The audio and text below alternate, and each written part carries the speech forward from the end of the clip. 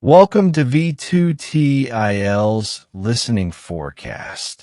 In this test, you will practice a full IELTS listening forecast with audio, subtitle, and answers designed in the Cambridge exam style. The test includes Part 1 to Part 4, just like the real IELTS exam. Get ready, focus carefully, and good luck with your practice.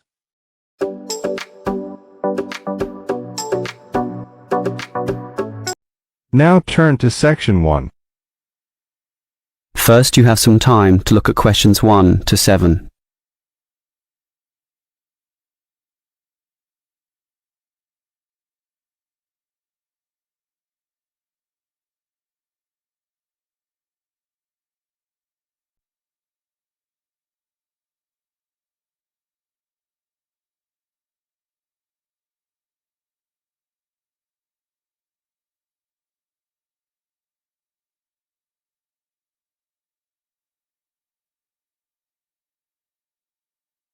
Now we shall begin.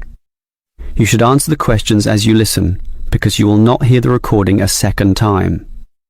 Listen carefully and answer questions 1 to 7. Hello, can I speak to... the advert doesn't give a name. Well, the name is Bob, and I guess this call is about the car I'm selling, right? Yes, my name's Francis, and I'm definitely interested. You'll like my car then. Clean, neat, nice. What sort is it? Oh, the original model was called an Echo. You know, like the echo a sound can make. But then they changed the name to Yaris just before I bought it. Yaris. I don't know why. I liked the old name, and it's the same car, but that's what it's called. So, what's the colour? The ad says it's cream-coloured. Like cream, then? Yeah, well, it's more of a yellow colour, actually. Not cream? No, I don't know why I said that. It's like a canary, and small like one, too. So, what about the power? How many cylinders does it have? 4 or 6? My brother has a 6-cylinder car and says it's very powerful. Well, this one's 4 only, but I find it fine for city driving. As long as you don't intend to drive this car interstate or across the country, it does the job fine. That's okay. I just want the car basically for commuting to work and maybe some weekend trips. Is it 2-door or 4-door? I suppose it's not 4-door. The car's too small for that, right? Right, just 2 doors, as you say. The front seat bends forward to allow entry into the rear. That's fine by me. This car is just for my girlfriend and I anyway. What about accessories? Radio, CD player, anything else? Does it have an air conditioner? Well, no, it doesn't, but I don't find that a problem. I just open the window. I mean, if you really want, you can pay to have an AC installed.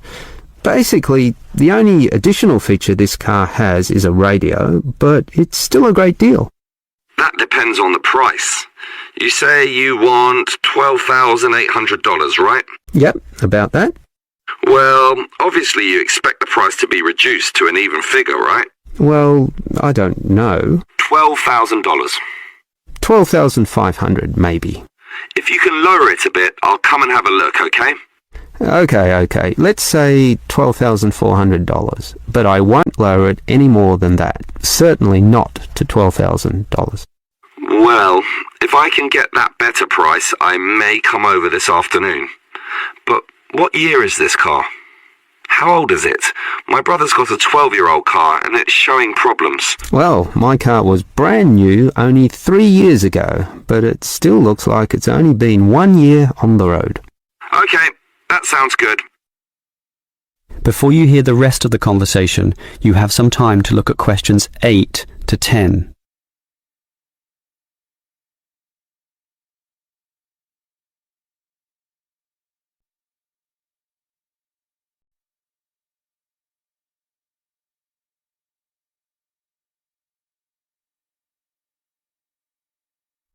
Now listen and answer questions 8 to 10. Can I just ask a few more general questions about this car you're selling? Sure. Can you just tell me why you think it's such a good deal? Of course, I won't necessarily believe you, but just tell me what you think. You can believe me. I honestly think this is a nice car, well worth buying at the price I'm asking. How much registration does it have left? To be honest, not so much, but I think having lots of registration is irrelevant. It's the car you're paying for, the quality and advantages of the engine itself. Well, what about that then? Okay, many people like to accelerate down the freeways, right? There are a lot of speed demons out there who think quickness is all that matters, but basically, people are mostly trapped in city traffic, so one of the things I like is that because this car is small, you can put it anywhere. Say you're in the city wanting to duck into a shop. Well, you can fit this car in any little space while you go shopping or do other things, and that saves you a lot of time. Yeah, but it's not that powerful, right? Oh, sure, the feel of a smoothly purring six-cylinder engine attracts many people, but I compare my car to those small football players with the tight turning circles, those who can run rings around the larger players.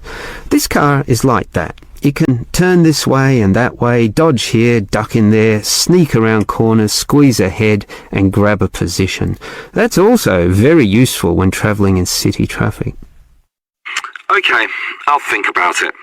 Sure, think about it, but all these advantages are sound and appeal to other buyers as well.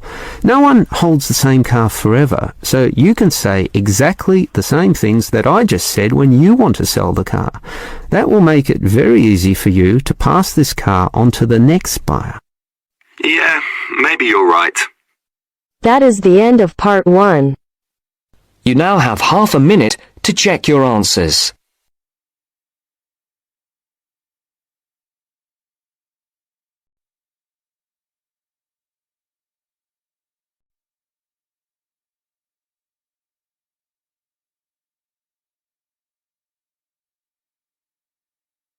Now turn to Section 2. Section 2.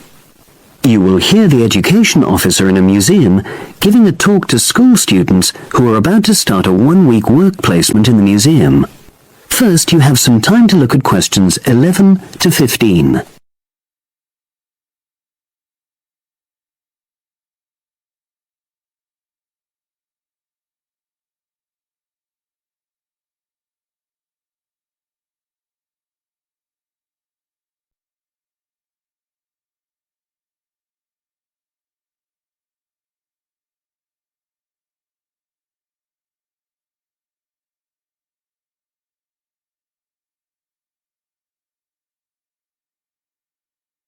Now listen and answer questions 11 to 15. Good morning and welcome. We're really pleased that you're going to be joining us next week for your work placement. Now, each of you will already have met the member of museum staff assigned to supervise you. In this short talk today, I'll be giving you more general information which will be relevant to all 6 of you. Your normal working day is 9 to 5 p.m, but on Monday, because it's your first day, we'd like you to arrive at 9:15. Please note, though, that you'll finish at the usual time. A lot of you have been asking what you should wear for work. Well, you may have noticed that we're not exactly a formal institution, so you'd really be out of place if you wear smart attire like a suit. If you go out on a trip with us, then we'd like you to wear a museum cap. It has our logo on, and we feel it helps people recognize you. But on a day-to-day basis in the museum itself, we say put on your own casual clothing because you'll be doing lots of dusty, messy work. Now, we don't have an enormous number of rules, but work placement is an excellent preparation for the real world of work, and we expect you to be very punctual and reliable. If you're not well, or there's been a hold-up, then what we ask you to do is ring the museum receptionist. He will be in the museum well ahead of opening time, and he'll inform your own personal supervisor in the museum. If you're away for more than 1 day, we'll inform your school tutor. They'll obviously need to make a note of your absence and follow up if necessary. But most of all, we hope you really enjoy yourselves during the placement. Students say they have a lot of fun, whether it's working with kids in our art workshops held every Monday, or, the most popular, when they go out on our outreach work to residential homes, recording elderly people's memories of school days for our oral history project. So, we hope you feel excited by the prospect of starting next week and well prepared. Your personal supervisor will be there to help you with our health and safety requirements when you start next week, and your supervisors will also brief you about the background to the museum, summarizing all the huge amount of information on our website.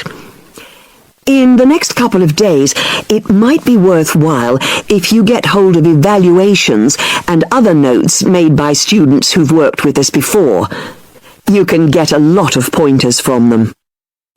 Before you hear the rest of the conversation, you have some time to look at questions 16 to 20.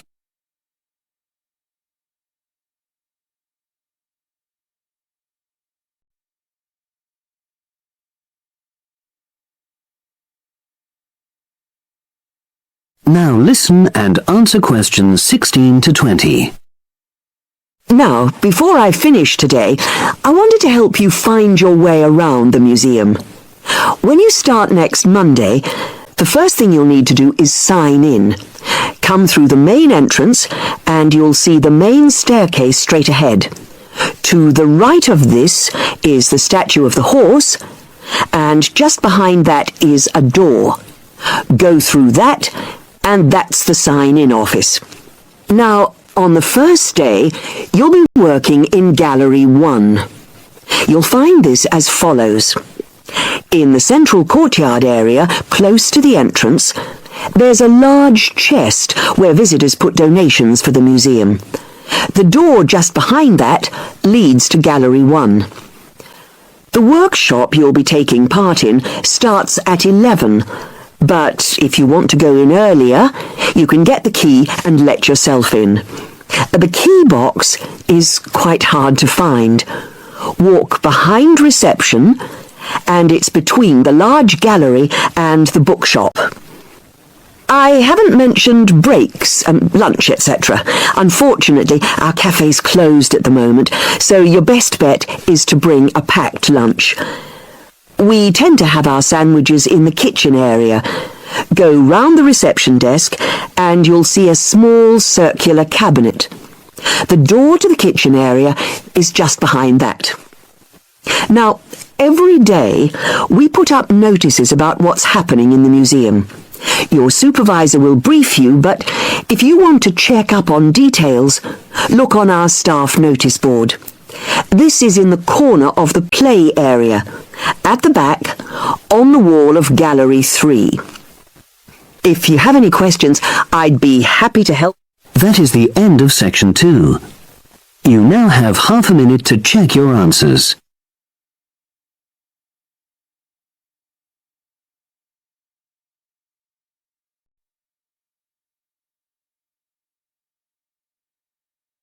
Now turn to Section 3. Section 3. You will hear two university students, Phil and Stella, talking to their tutor about their research project. First, you have some time to look at questions 21 to 27.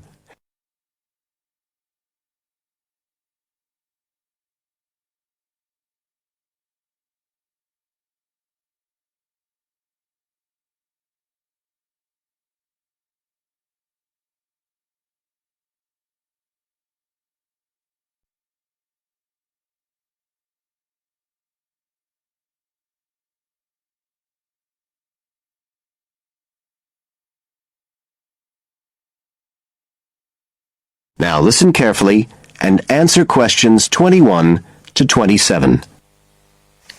Come in. Ah, yes, Stella. Is Phil there too? Good. Come on in.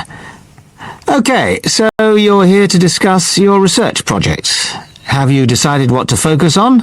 You were thinking of something about the causes of mood changes, weren't you?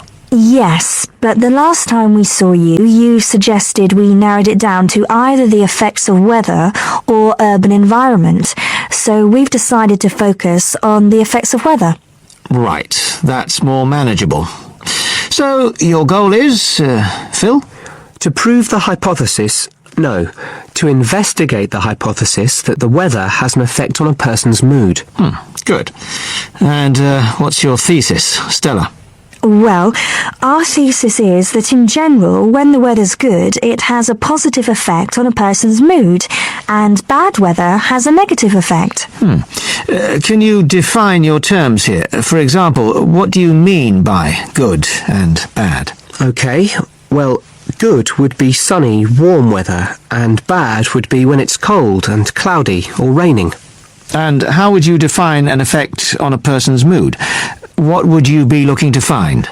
An effect on the way a person feels. A change in the way they feel, like from feeling happy and optimistic to sad and depressed. Right. And what sort of weather variables will you be looking at? Oh, sunshine, temperature, cloudiness, precipitation, among others. It'll depend a bit on what the weather's like when we do the survey. Fine. We'll talk about that in a minute. But first, what about background reading? I gave you some suggestions.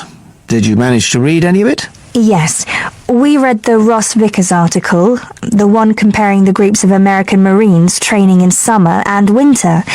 That's quite relevant to our study.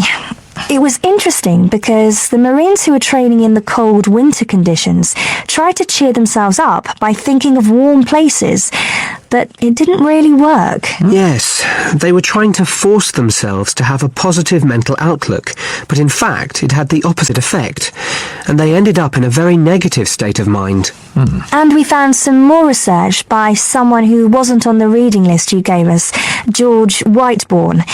He compared people living in 3 countries with very different climatic conditions. Actually, he looked at several things, not just the weather. But he found some people's reactions to bad weather were much worse than others, and it was linked to how stressed they were generally. The weather on its own didn't have such a significant effect on mood. And we looked at a paper by Haverton. Yeah, he broke weather up into about 15 or 16 categories and did qualitative and quantitative research. He found that humans respond to conditions in the weather with immediate responses, such as fear or amazement. But these responses can also be linked to associations from their earlier life, such as a particular happy or sad event. Did you have a look at Stanfield's work? Yes. It was interesting because the type of questions he asked was similar to what we were planning to use in our survey. Yes? He asked people how they were feeling on days with good and bad weather. He found the biggest factors seemed to be the humidity. Moods were most negative on days with a lot of rainfall. Long periods without sunshine had some effect, but nothing like as much. That could be quite a useful model for your project. Yes, we thought so too. Although we can't continue our survey for as long as he did. He did his over a 6-month period. You now have some time to look at questions 28 to 30.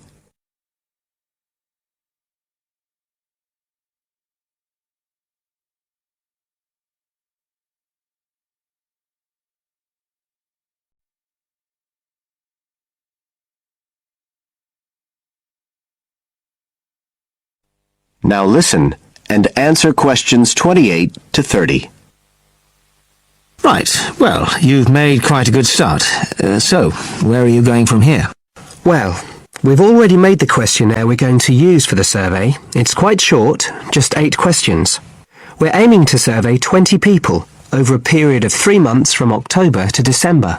We can't specify the actual dates yet because it depends on the weather. We want to do the survey on days with a range of different weather conditions. And we'll just be working on campus, so our data will only be statistically sound for the student population here. That's okay. Have you thought how you'll determine what will constitute each aspect of weather, and how many you're looking at? We decided on 4. the amount of sunshine, cloudiness, temperature and precipitation. We thought we might use the internet to get data on weather conditions on the days we do the survey, but we haven't found the information we need, so we might have to measure it ourselves. We'll see. Then we've got to analyse the results, and we'll do that using a spreadsheet, giving numeric values to answers. And then, of course, we have to present our findings to the class, and we want to make it quite an interactive session.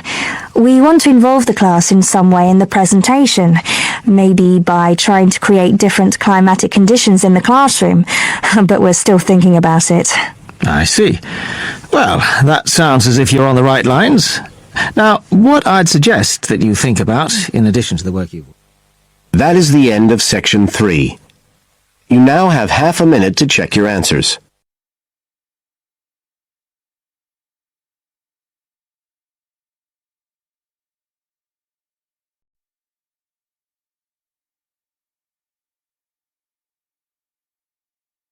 Now turn to Section 4. Section 4. You'll hear a man giving a lecture on nuclear fusion. First, you have some time to look at questions 31 to 33.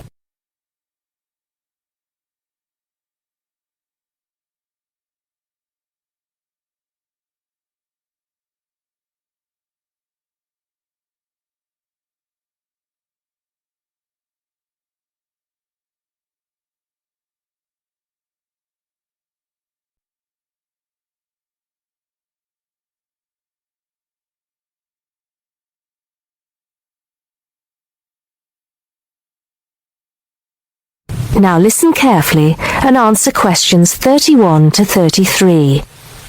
I'd like to start by thanking so many of you for attending this, my first public lecture at this magnificent university. I'm going to be talking to you today about nuclear fusion. Before I proceed further, I would like to apologize on behalf of some of our newspapers for the sensationalist and hopelessly inaccurate articles that have been published on the subject over the years. I must confess that my own interest in the subject was actually stimulated by an article published more than 50 years ago in a popular Sunday tabloid with the impressive title, Power from the Sea. Today, most people would probably interpret such a title as an introduction to a discussion on the latest developments in renewable energy sources, such as wave technology or generating electricity from tidal flows. But back then, little, if any, progress had been made in these fields since the invention of the water wheel. As I recall, following coverage of the opening of the world's first commercial nuclear power station more than 50 years ago now, at Calder Hall in 1956, the article promised that we would have limitless, almost free electricity within 10 years. It claimed that we could do this using an isotope of water, deuterium, from the sea. This would be used in reactors to combine simple molecules of hydrogen to form helium, releasing energy in the process. Of course, this is different from the process of nuclear fission, which today's nuclear reactors use. I wouldn't like to say that the article I read as a boy was totally inaccurate. It's true that the concept of producing energy from nuclear fusion, essentially reproducing the reactions by which our sun and other stars produce energy, depends on fusing atoms of hydrogen, but the timescale suggested was hopelessly wrong. To this day, despite some very embarrassing false claims from scientists who should have known better, we have not been able to produce energy from nuclear fusion in a controllable way. Let me make clear what I mean by this statement, before some journalist in the audience gets hold of the wrong end of the stick. Yes, we have been able to fuse hydrogen atoms to produce helium and a release of energy, but the balance account has always been negative. We've always had to put more energy into the reaction than we've ever succeeded in getting out. We know the theory works, but we still do not know if we can get fusion to work for us and solve the problem of our energy needs. Before you hear the rest of the talk, You have some time to look at questions 34 to 40.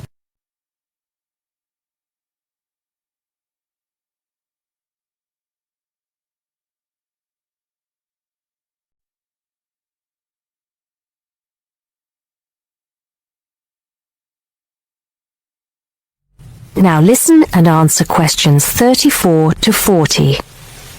Here, I will briefly explain these problems before going on to give you a summary of the innovative ways being tested to overcome them. First of all, we have to try to understand the incredible physical conditions that exist inside a natural nuclear fusion reactor, such as the Sun. To start with, we have to create temperatures never experienced on our planet. Indeed, if we had experienced the temperatures required, then our planet would never have formed. We have to generate temperatures of at least 100 million degrees Celsius in a carefully controlled environment before we can even hope to produce a fusion reaction. The problems are immense, but it can be done. Many of you will know that you can put your hand into a very hot oven and not get burnt, provided you do not touch any of the surfaces. I won't go into the reasons for this phenomenon here, but we are applying roughly the same principles in designs for fusion reactors. I think I can promise you that the heat will be confined to a very small area. The other major problem we have to find a solution to is pressure. The pressures in a massive body like the Sun are vast, and this is what brings the hydrogen atoms into such close proximity to one another that they fuse into helium. We may not have to achieve the same pressures in a fusion reactor, but even so, it is a huge technological problem. What then makes me hopeful about the future of energy from nuclear fusion? Perhaps surprisingly, it is developments in laser technology.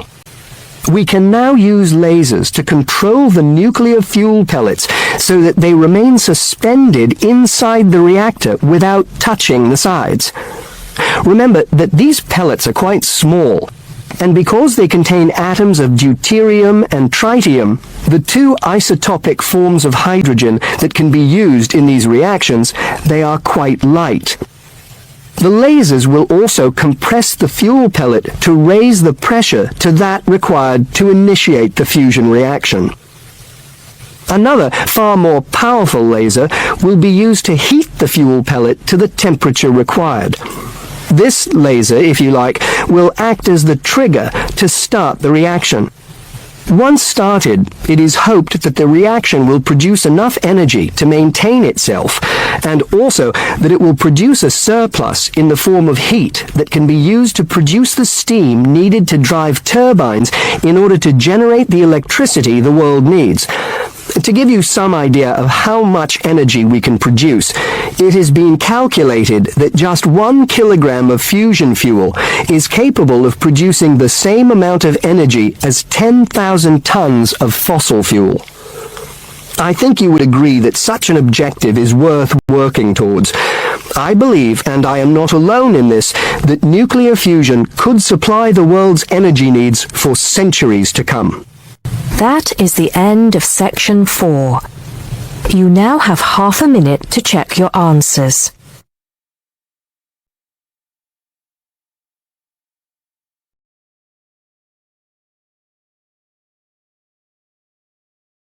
That is the end of the listening section.